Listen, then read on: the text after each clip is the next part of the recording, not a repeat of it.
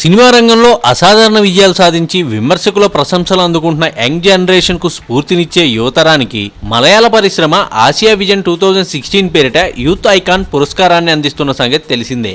ఈసారి కమిటీ టాలీవుడ్ నుంచి mega power star Ram Charan ని ఈ ప్రతిష్టాత్మక పురస్కారానికి ఎంపిక చేసుకోవడం విశేషం.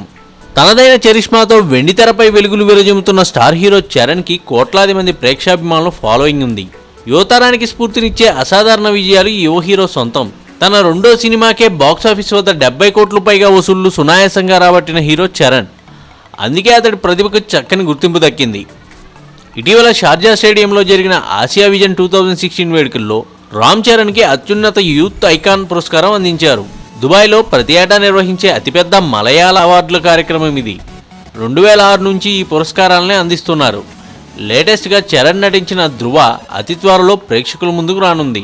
ఖైదీ నెంబర్ 150 సంక్రాంతి కానుకగా జనవరిలో రిలీజ్ కానున్న సంగతి తెలిసిందే.